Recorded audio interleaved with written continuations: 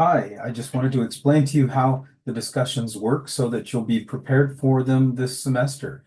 As we begin the class on October 21st, we will have class discussions, and those discussions will happen at least every week. So below this notification are all of the class discussions for the semester.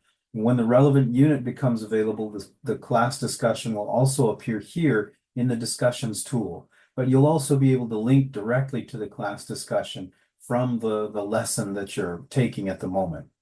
Remember, you get from this class as much as you give. So the goal here in discussions is not just to answer the instructor's questions, that's me, but to take your answers further, exploring the topic, including your own knowledge and research, and asking questions that the topic and discussion bring up in your own mind. You'll learn better if you've got questions, and if you ask them, then you may answer them or someone else may answer them. So the discussion is a constructive system for learning.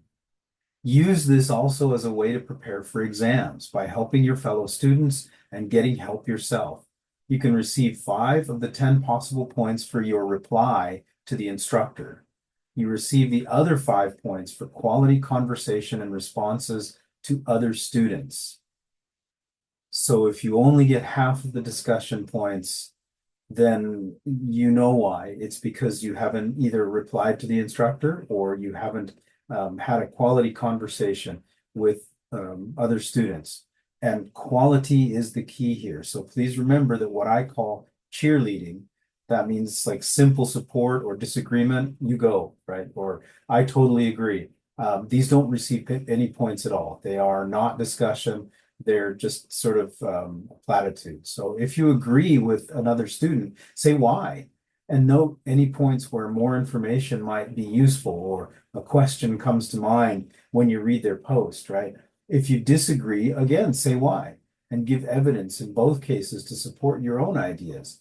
Note areas of agreement too, so that, we're not just flaming each other. Be sure not to flame each other or attack the individual writing a post, right? The critique should be of the post, not of the writer. So please pay close attention to the netiquette rules that are below here. There aren't that many of them, but they are really important. Netiquette, which is short for network etiquette or internet etiquette, is a source of social conventions, a set of social conventions that facilitate interactions online. And this class is really entirely online, so we have to observe appropriate behavior online in order to maximize the usefulness of this discussion, just like we would in a classroom. So here are some guidelines. Number 1, don't use the caps lock in online communication. All caps indicate that the writer's angry, and this sort of sets up an aggressive tone, which you probably don't want in this discussion. We're not here to win an argument. We're here to learn from each other. The second one is to use correct spelling and capitalization and punctuation in all your correspondence. Use standard English. Don't use telephone or texting English in all aspects of your college course. The texting language is informal and it indicates disinterest, so don't use that. Use standard English. At all times, be respectful to each other. Choose your words carefully, and when you're communicating online, remember that words can be misunderstood, so make sure to proofread them and to consider how someone else might interpret them before you hit that send key, right? Maintain an environment of constructive criticism. It's okay to critique someone's argument, but make sure that you are being constructive about it. In other words, you're giving them critique that helps them improve, and you are also showing that you're interested in helping them to make their argument or their ideas better, right? Or to help them learn. If you want to suggest that someone read the text, for example, don't use terms like, did you read the book? But instead, say, when I read the book, I saw this. And so you might want to go back and look at that again, right? This just maintains an environment of constructive criticism.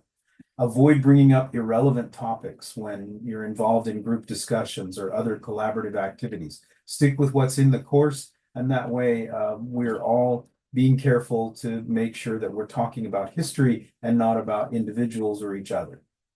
Finally, if you ever receive an email or a response in discussions that is not appropriate, please do contact me immediately. I have no tolerance for anything that appears to be harassment, that is impolite or insulting, or which uses profanity. Situations like this can be referred to the dean and corrective action can be taken. And I certainly can delete posts as well. And those posts will receive no points. So please make sure that you follow these netiquette rules. This is how the forums work.